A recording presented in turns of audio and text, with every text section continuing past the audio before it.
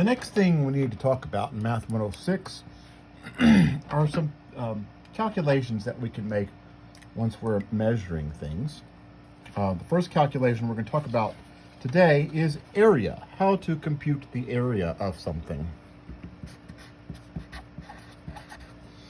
And those of you that were with me in Math 105 have a little advantage here, not a horrible advantage that will disadvantage someone who wasn't there, but when we learned about multiplication, we knew that one thing multiplication could mean would be a quick way to count things in a rectangular array. So let's suppose that I have a rectangle and I measure across here, and I'm not doing a very good job of keeping the same, and I get 4 inches. I measure across here and I get 6 inches. Oh gosh, that's not very good. 6 inches. Something like that. 6 inches.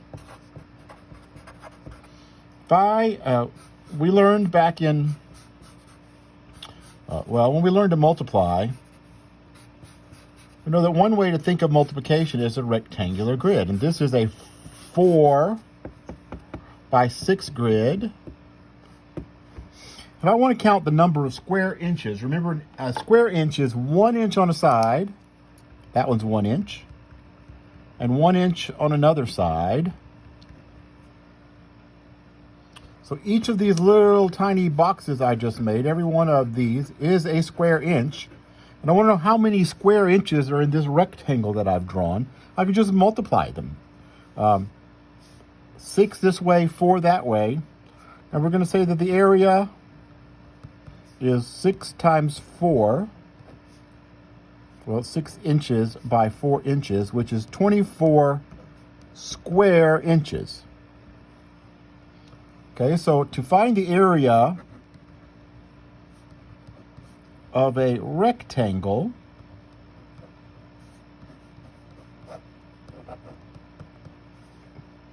you multiply the length times the width. Or sometimes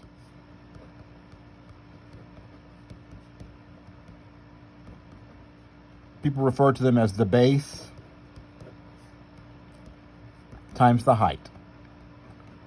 Base being the length of the base times the height. At any rate, if this is a 4 inch by 6 inch rectangle, to find the area of a rectangle, 4 times 6, 24 square inches. Now, we're going to rely on the fact that we know how to find the area of a rectangle to talk about finding the area of several other kinds of polygons. For example, if I want to find the area of a parallelogram, so let's say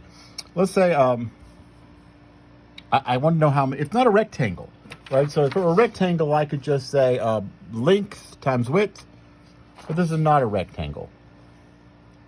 So here's what we do. We don't do this every time. I'm going to show you what we do, or where it comes from, and then we'll just use the formula. I'm going to take from this vertex, from one of these, I'm going to just go straight down with a perpendicular line. I'm going to make a little right triangle over here on this side. That's a right angle. And then I shall use my scissors and cut that off. Cut the right triangle off. Okay, so let's remember, this one was a right angle. It's a parallelogram, so those two lines are parallel. That makes that one a right angle also.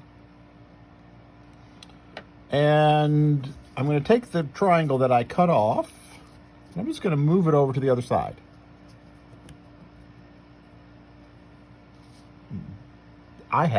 This one's going to be the right angle up here too. I have a rectangle.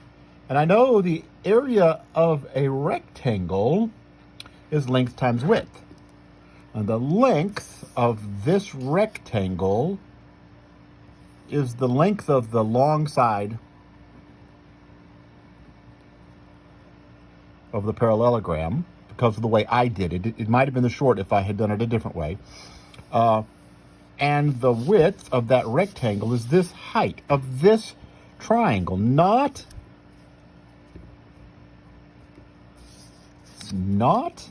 this length along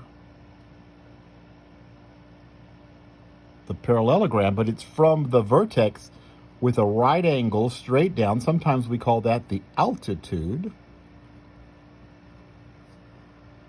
but it's the height. And so the area of a parallelogram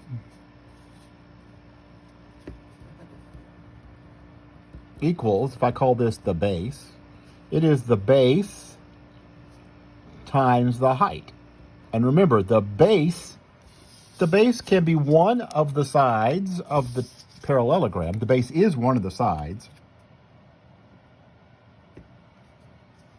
But the height is a right angle perpendicular to the sides. That's the height. It is not this length.